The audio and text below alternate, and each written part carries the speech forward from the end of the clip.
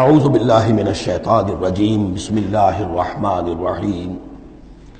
سورۃ الکہف بسم اللہ الرحمن الرحیم الحمد للہ الذی انزل علی عبدہ الکتاب ولم یجعل لہ عوجا۔ یہ پوائنٹ میں نوٹ کرا چکا ہوں کہ آخری آیت کیا تھی؟ قل الحمد للہ، کہو قل حمد اللہ کے لیے ہے۔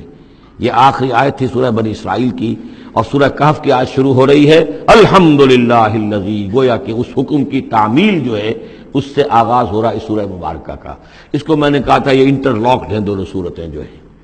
جیسے آتا ہے تورات میں کہ حضرت یعقوب اپنے بھائی عیسو کی ایڑیاں پکڑے ہوئے تولد ہوئے،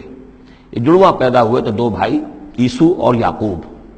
عیسو بڑے تھے، یعنی بڑے اس معنی میں جو بھی ہوتے ہیں جڑواں، ان میں جو پہلے جس کی ولادت ہو جائے وہ بڑا ہوتا ہے، چاہے 2 منٹ کا فرق ہو 5 منٹ کا فرق ہو۔ تو اس کی ولادت کے بعد پھر حضرت یعقوب پر عقب کہتے پیچھے کو، پیچھے آنے والا یعقوب اس لیے ان کا نام پڑ گیا ہے کہ یہ پچھلا ہے۔ جو پہلا تھا وہ عیسو تھا، عیسو کے بارے میں کچھ معلوم نہیں، ان کی اولاد وغیرہ کدھر گئی، بہرحال وہ ایک علیحدہ بحث ہے۔ تو اسی طریقے سے یہ سورہ کہف جو ہے گویا کہ سورہ بنی اسرائیل کی ایڑیاں پکڑے ہوئے قرآن مجید میں وارد ہو رہی ہے۔ اس میں آپ دیکھیے الحمدللہ الذی انزل علی عبدہ، وہی اللہ تعالیٰ نے اللہ کے اپنے رسول کی جو نسبت ہے اس کو عبد کے نمایاں کیا ہے، کتاب نازل کی ولم یجعل لہ عوجا، اور اس میں کوئی کجی نہیں رکھی، قیما، سیدھی، ٹھیک ٹھیک، روشن، مبین، لینذر بأسا شدیدا۔ اب یہ ہے لفظ جو بہت زیادہ غور کرنے کے قابل ہے۔ اس کتاب کے حضور پر نزول کے مقاصد میں سے ایک یہ بھی ہے خبردار کر دیں ایک بہت بڑی آفت سے۔ ویسے باسن جب واحد آتا ہے تو عام طور پر اس کے معنی جنگ ہوتے ہیں،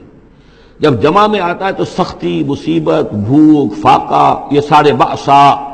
آیت البر میں بھی ہم نے پڑھا والصابرین فی البأساء والضراء وحین البأس۔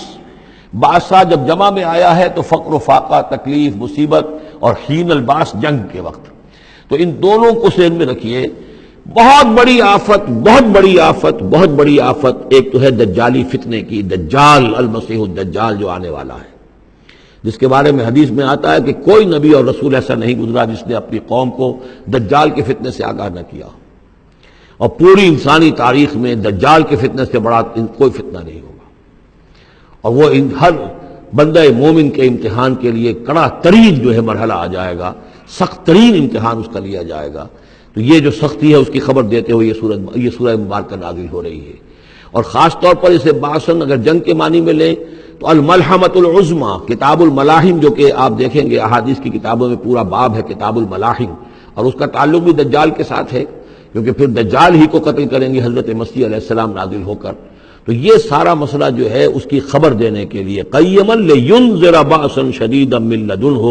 گویا کہ یہ جو احادیث کی کتابوں میں آپ کو حدیث کے ابواب ملتے ہیں، چاہے وہ کتاب الفتن ہو اور چاہے وہ کتاب جو ہے آثار قیامہ ہے، اس طرح کے جتنے بھی ہیں، اور کتاب الملاحم ہے، یہ گویا کہ اس کی شرح ہے لینذر بأسا شدیدا من لدنہ، اور یہ ہوگا بھی خاص اللہ کی طرف سے، یہ آزمائش بھی، یہ دجال کا فتنہ بھی، یہ بہت بڑی جنگ بھی، جس کو آرمگڈون کہتے ہیں، کرسچین جو ٹریڈیشن ہے اس میں اس کے لیے لفظ ہے آرمگڈون، ایک بہت بڑی جنگ ہوگی۔ ڈکشنری میں بھی آپ دیکھیں گے کہ خیر اور شر کی قوتوں کے درمیان اس دنیا کے خاتمے سے پہلے ایک بہت بڑی جنگ ہونی ہے جس کا نام یہ آرمگڈون ہے۔ لینذر بأسا شدیدا من لدنہ ویبشر المؤمنین الذین یعملون الصالحات، اور تاکہ بشارت دے وہ ان اہل ایمان کو جو نیک عمل کرتے ہوں، ان لہم اجرا حسنا، کہ ان کے لیے ہوگا بہت اچھا بدلہ، ماکثین فیہ ابدا، اور وہ اس میں رہیں گے ہمیشہ ہمیشہ۔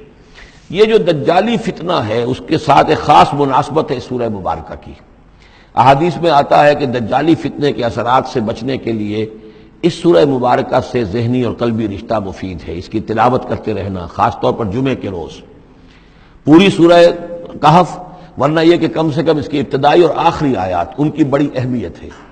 دجالی فتنہ اصل میں کیا ہے سمجھ لیجئے کہ ایک تو ہے دجالی فتنہ بالعموم، دجل کہتے ہیں فریب کو،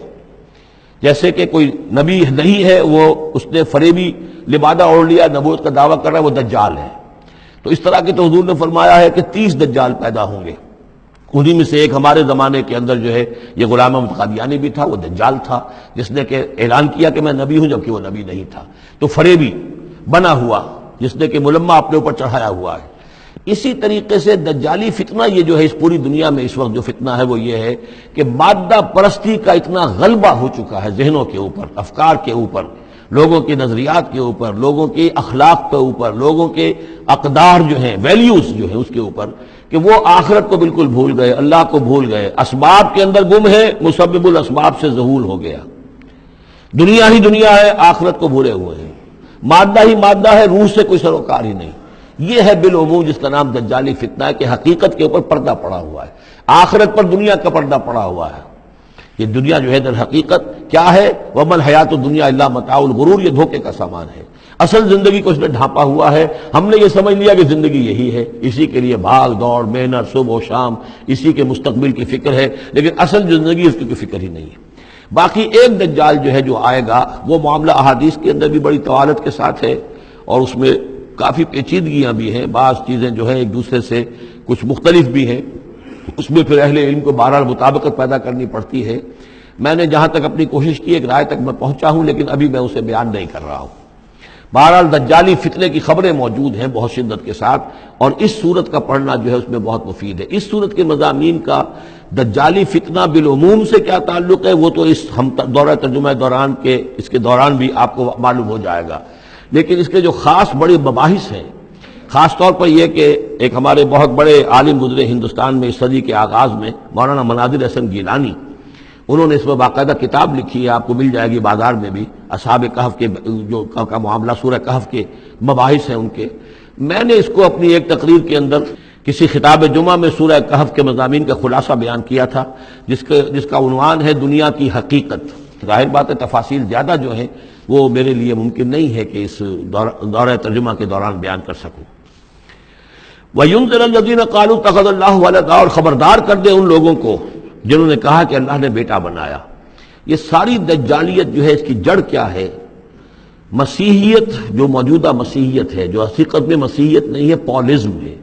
جس کی بنیاد تثلیث پر ہے کہ اللہ کا بیٹا بنا دیا حضرت مسیح علیہ السلام کو، اور انہیں کفارہ بنا دیا تمام جو بھی مان لے ان کو ان کے گناہوں کا، پیش کی معافی ہے ان کے گناہوں کی جو حضرت مسیح پر ایمان لے آئے،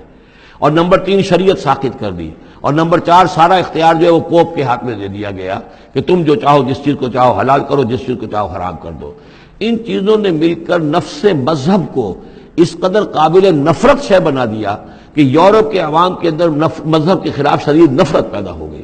چنانچہ اس کے بعد جب مسلمانوں کے زیر اثر وہاں پر علم پھیلا ہے، ہسپانیہ کی یونیورسٹیوں سے علوم اور فنون جو ہیں یہ فرانس اور اٹلی اور جرمنی کے نوجوان آتے تھے، اور وہاں آ کر وہ قرطبہ اور غرناطہ اور طلیطلہ کی یونیورسٹیوں سے پڑھ کر جاتے تھے، تو ان کے زیر اثر جو ایک ریفرمیشن شروع ہوئی، اصلاح مذہب، اور ایک رینائسنس، تحریک احیاء العلوم، وہ جو اصل تو تحریک تھی اس بات کی کہ انسان علم کی طرف دوبارہ رجوع کرے، لیکن یہ کہ وہ علم جب آگے بڑھا ہے تو وہاں پہ عیسائیت کے خلاف جو رد عمل تھا اس کی وجہ سے اس میں مذہب کی دشمنی جو ہے اس تحریک کے اندر خود بخود شامل ہو گئی۔ تو مذہب سے بیزاری، روحانیت کا انکار، آخرت سے بالکل بے پرواہی اور اس کا بھی انکار، اور خدا ہے یا نہیں ہے اس سے کوئی سروکار نہیں، یہ جو اس تہذیب کے اصل میں اثرات بنے ہیں سارے، یہ اسی غلطیوں کا یہ اثرات ہیں، نتائج ہیں کہ جو عیسائی مذہب کے اندر جو یہ تحریفات کر کے جو غلطیاں کی گئی ہیں، اس کو یہاں کہا گیا ہے کہ ان لوگوں نے کہ جنہوں نے یہ عقیدہ ایجاد کیا، ما لہم بہ من علم، ان کے پاس اس کے لیے کوئی علمی سند نہیں ہے، ولا لآبائہم، نہ ان کے آباء و اجداد کے پاس کوئی سند تھی، کبرت کلمۃ تخرج من افواہہم، بہت بڑی بات ہے جو ان کے منہ سے نکل رہی ہے، بہت بڑی گستاخی ہے جو یہ اللہ تعالیٰ کی شان میں کر رہے ہیں۔ ان یقولون الا کذبا، یہ نہیں کہہ رہے مگر جھوٹ، سراسر سیدھا سفید جھوٹ بول رہے ہیں۔ صدق اللہ العظیم۔